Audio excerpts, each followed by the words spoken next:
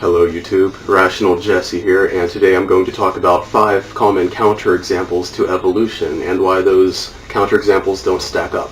Evolution cannot explain artistic beauty, such as brilliant autumn foliage and the staggering array of beautiful marine fish, both of which originated before any humans to view them. This lacks any plausible evolutionary explanation. And this way of thinking is extremely malformed on multiple levels. The current ability of scientists to understand or to comprehend a scientific theory really has no bearing on the truth of that theory.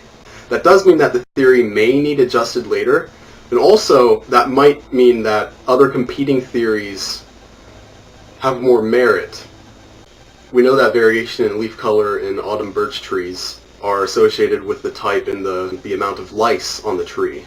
We also know that with marine fish, they often live in colorful habitats with coral reefs and stuff, so it may be camouflage. However, this is explained by evolution because of sexual selection.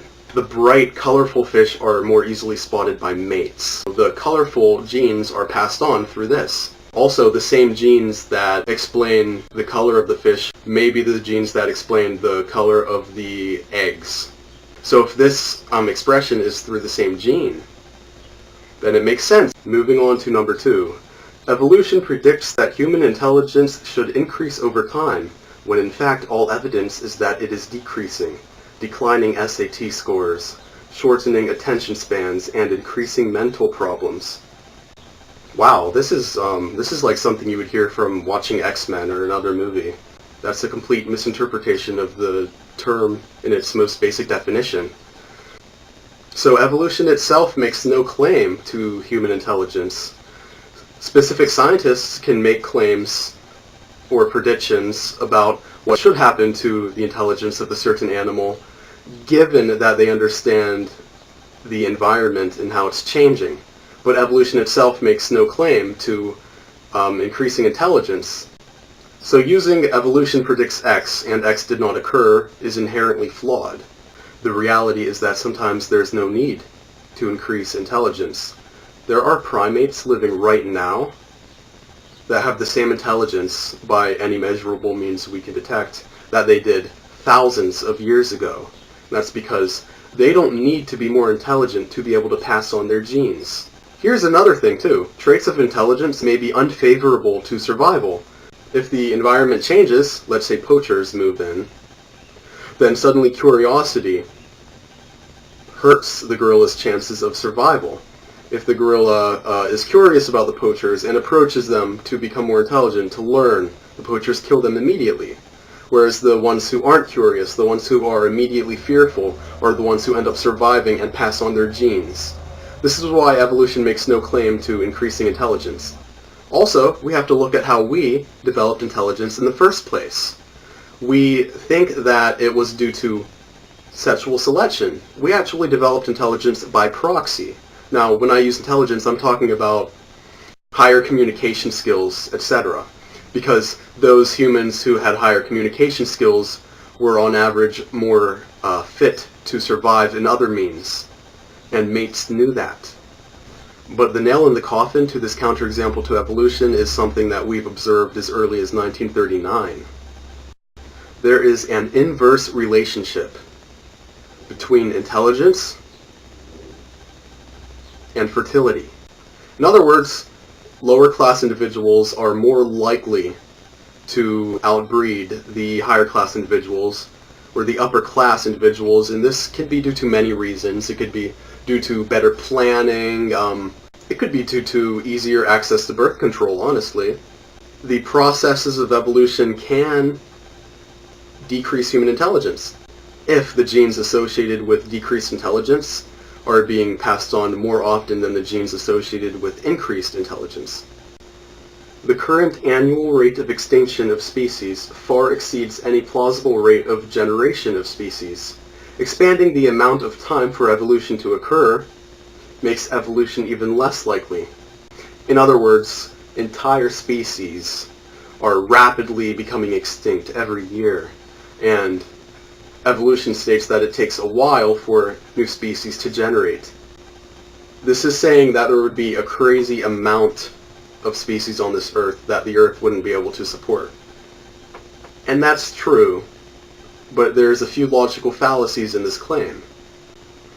But looking at this right away, you notice that the first sentence deals with the current rate of something, and the second sentence deals with applying that current rate to the past.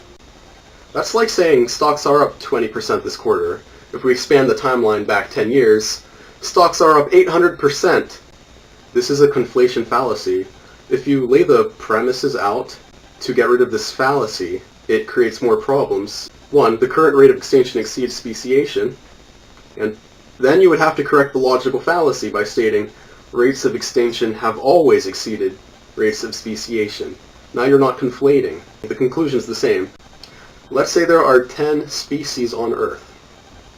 It's impossible for 11 species to become extinct. Therefore, it's impossible for the total or the average rates of extinction to exceed the total or average rates of generation of species, or speciation. By rules of logic, there has to be periods of time where speciation is higher and extinction is lower. Otherwise, more species would be extinct than were generated, which is literally impossible. That's why this counterexample to evolution fails so hard. Again, I'm not saying that evolution is true or that evolution is false, but I'm saying that using this to counter evolution is illogical and not rational at all. The second law of thermodynamics establishes that everything in the world becomes more disordered over time, in the absence of intelligent intervention. The theory of evolution falsely claims that some systems can become more ordered, like an impossible perpetual motion machine. Alright, so it looks like there are two separate claims in this argument. The first one would be, the second law of thermodynamics establishes that everything in the world becomes more disordered over time in the absence of intelligent intervention. So what the second law of thermodynamics actually states is that isolated systems lose the ability to do work over time. This is because some energy is always lost, even due to heat. So when it comes to perpetual motion machines, even the most efficient designs are leaking out energy, and they won't work forever. The phrase, in the absence of intelligent intervention, is unneeded. It's simply not true. A more workable phrase would be, within a closed system.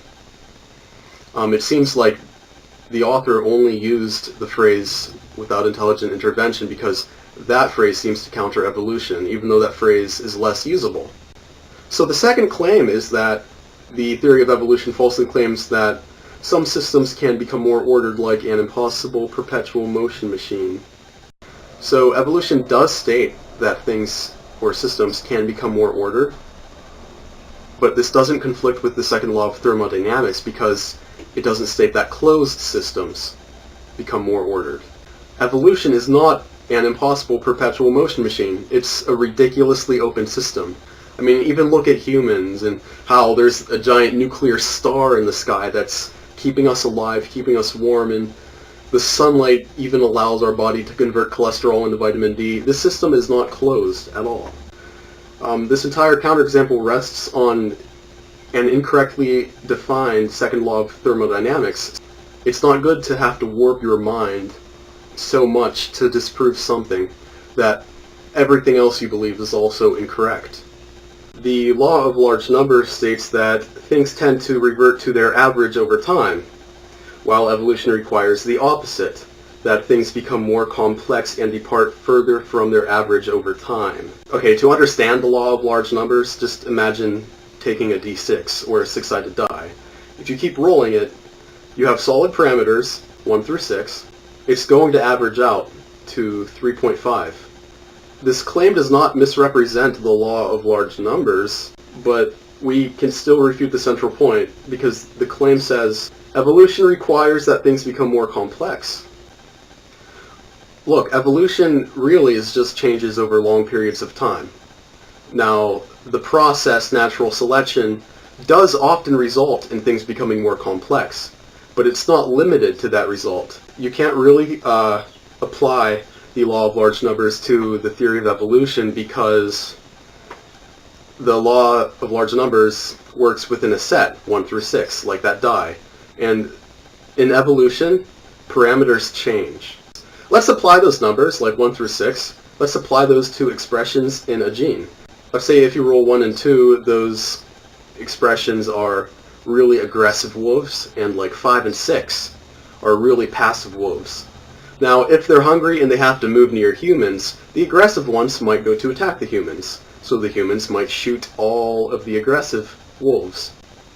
Because the wolves with these 1 and 2 expressions, or these aggressive wolves, are being killed, they don't get to pass on those genes.